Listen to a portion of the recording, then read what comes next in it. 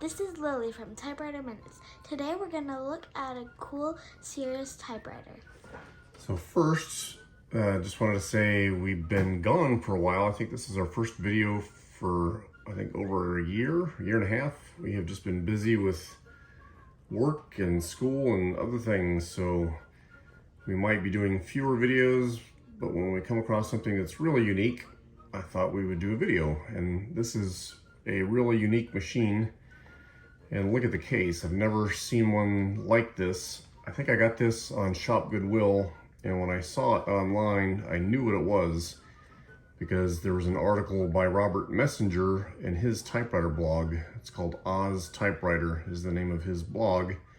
And if you do a Google search for Oz Typewriter Sears throwback machine, he has a nice write-up on this typewriter, which is made by Nakajima and the designer behind it. So let me take the camera back and I'll quickly show you the case. It has these kind of cool angles to it, black plastic case, and it gives you a little bit of a hint of what colors are underneath. And it has this recess for the handle, which is kind of neat. I've never seen one like that. So hand this back to Eli, the cameraman, and take the case off. And here's what we have. It's called a Sears Manual 1. And the blog you'll read, the designer apparently was trying to design something that looked a little bit retro because it has this kind of curved front on the type basket, which you see on older machines, as well as these plastic spool covers. So they're just decorative. It's just a plastic spool cover, but it gives it kind of a neat retro look. This machine appears to have been used very little, and one indication of that is that it has the original type bar guide thingy. So you would see these in new machines when they were sold, and then people, when they would travel, they're supposed to hang on to these, put this on the type bars, and it goes like that. That way, when the machine's tilted up in its case and you're traveling, the type bars don't come up and get bent. So, at least in my experience, when you see one of these on a machine, and this is not unique to Nakajima, it's usually an indication that the person took pretty good care of the machine. So this machine appears to be very lightly used. And I'll take the camera back and just kind of show you the angles to it. It's just really neat, angular. It is made by Nakajima in Japan. We'll do a type test in a few minutes, but if you've ever typed on a Nakajima, it feels very much like typing on a Silver Seiko, another Japanese machine. So the three big Japanese typewriter makers are Brother, Silver Seiko, and Nakajima, or at least the three that I know of. And the Nakajimas and the Silver Seikos have keys that are slightly tilted back. I don't know if they did that on purpose for ergonomics, but if you see, I have the camera about parallel to the ground and the keys are tilted back. So that's just a interesting feature that I've really only seen or remember on Silver Seikos and Nakajimas. So take a quick look at the features here. It's got the touch selector, heavy touch, light touch. It does have a dedicated one and exclamation mark. Over here has a repeat spacer, which I'll show you in a minute because I think the carriage lock is still on. Tabulator. It doesn't have the ability to set and clear individual tabs. They're just set every 10 spaces. And we'll show you that on the type test. This is the margin release key, and I believe that X means that's also a key de-jammer, which I'll show you in a few minutes. Here's the ribbon color selector for red, black, and stencil. And then up here, got these plastic card guides for keeping the paper flush or cards flush to the platen. Little paper bail. These cool plastic ribbon cover spools that make it look kind of like an I don't know, it's a cross between an old-fashioned looking machine and kind of a new angular machine. It's kind of a different look. Up here you have switch hands here. Carriage release lever. Here's the paper release. If you put the paper in and it's crooked, just scooch that back, straighten your paper out. It's got push and slide left and right margins. And then here you can see the tip of the pop-up paper support. So this just flips up like that.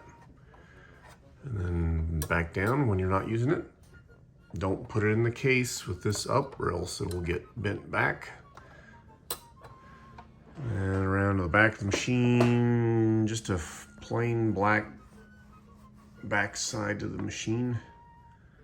Coming over to this side, this is also similar to a silver Seiko. If you see this little lever here, there's a couple different positions.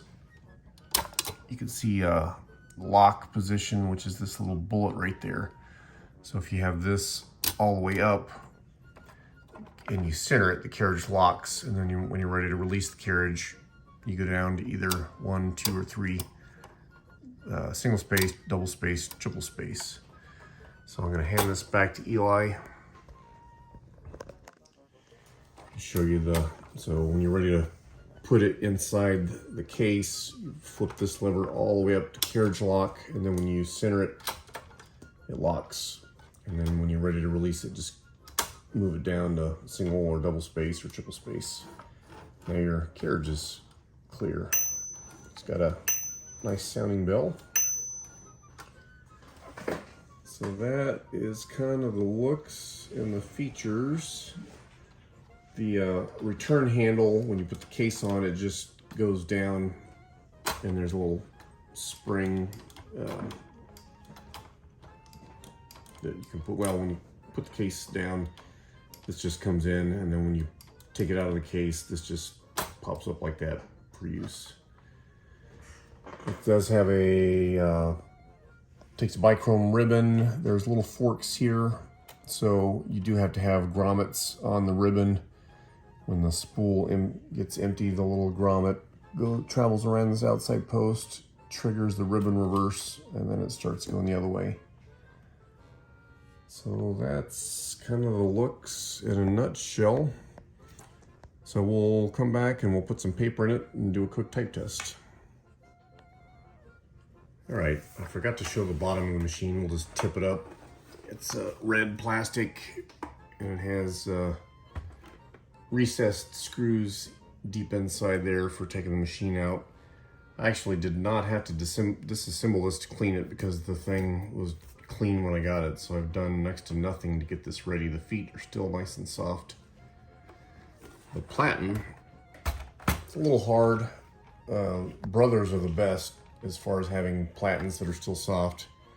Silver Seikos and Nakajimas, in my experience, usually have pretty hard platens. And so I use 2 pieces of paper to give the type slugs a little bit of cushion and have a little bit better imprint.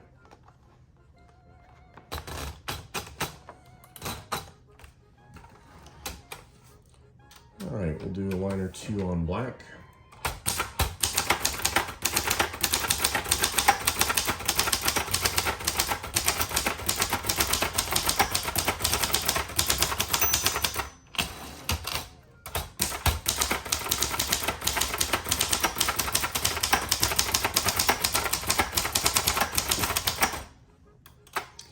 It is a little bit loud and clanky, but the print on it is excellent. Eli, zoom in. And on Nakajima's, Brothers, Silver Seikos, I find that they really don't have problems with bunching and skipping. The Japanese just did a really good job designing their typewriters. I can't remember if I mentioned it. This machine looks like it was sold just 1 year in 1974 from the Sears to the Sears catalog. And then this manual 1 name, I think I read this, Ted Monk mentioned that the manual 1 name, they started using that for a different style machine. I think maybe a Brother machine. So anyway, I've only seen 2 of these. One that I've seen online in Robert Messenger's blog, and then this one, so it's definitely not a common machine. All right, we'll do a couple lines on red.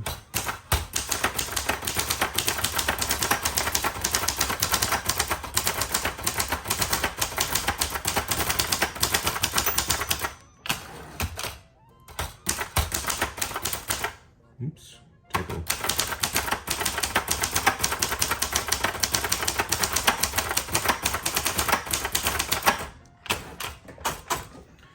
All right, so occasionally we get a black letter when we should have red. So I might, I don't know, tweak the ribbon vibrator a little bit. It has kind of this sidewinder style that pivots over here. So still overall really nice output. The text is aligned. Other than occasionally getting a black on red, don't really have anything to complain about. All right, a few more things I forgot to show during the type test. It does have a repeat spacer, so it sounds like a machine gun. If you're too lazy to space over like this, just hold this guy down.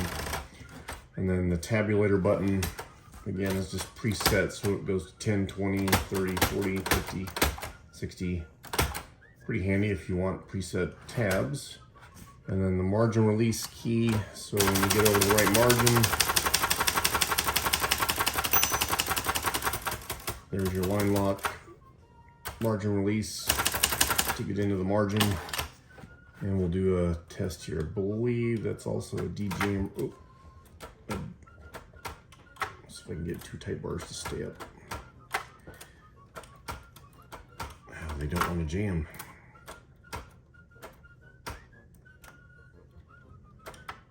All right, now let's do margin release. It is a DJammer key as well, so that's usually what that is when you see a X on the margin release key. So I think that pretty much covers the features. All right, one last note before we wrap up this review. It is a carriage shifted machine. So not a basket shift, but a carriage shift, but it's a small enough machine with a fairly light carriage that it's not bad on the pinkies at all. So one last look at the Sears Manual 1 made by Nakajima in 1974.